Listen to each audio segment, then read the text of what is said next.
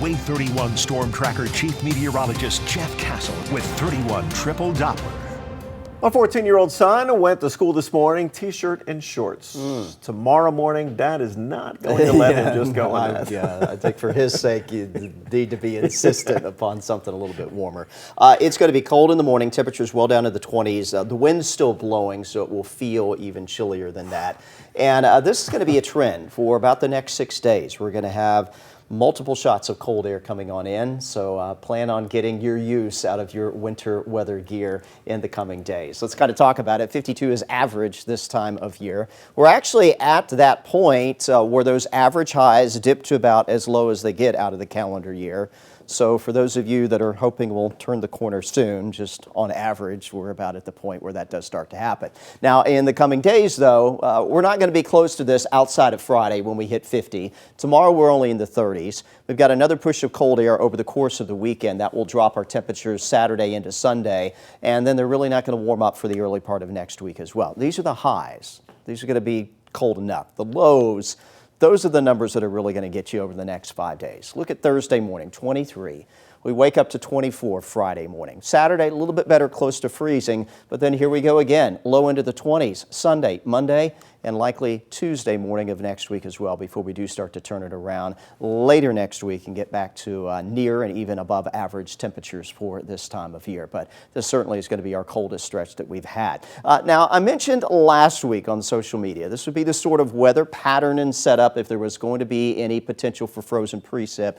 This is typically what brings it. We are eyeing closely the weekend, maybe not necessarily here for far northern Alabama, but my social media feed has just been blown up today with weather information about the possibility for far southern snow here in the U.S., down perhaps to the Gulf Coast. Just want to briefly touch on that. I'm going to show you a couple pieces of model data that we look at and what they are saying. This one not real aggressive, but showing South Georgia, maybe even into the Florida Panhandle, some snow over the weekend. Time frame from this is going to be Saturday night into Sunday morning, and then this will become a coastal storm there along the East Coast.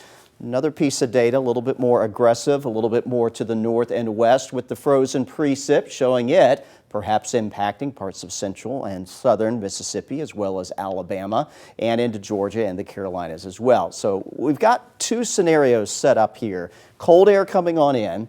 Perhaps an area low pressure developing in the northern Gulf. That is what typically brings snow here to the south, pulling the moisture up and over the cold air, and you get snow or other wintry precip. So the setup appears to be there. The devil is always in the details. Right now, I'm not real concerned this would be an issue in the far northern part of the state, but how unfair would it be if areas to our south saw some wintry precip this weekend?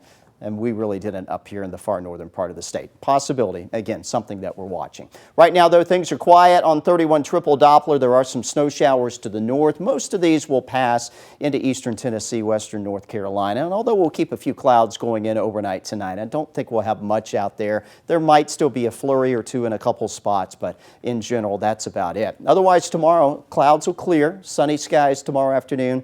Don't be fooled. You'll need to bundle up. Some clouds will start rolling through on Friday, and in advance of the next push of cold air, we do expect a little band of showers to develop. Right now, it looks like these come in Friday evening. So if you have Friday evening plans, might have some rain that you're going to have to deal with. And again, on the back end of this, perhaps a couple snow flurries, but nothing that looks more significant than that at this point in time.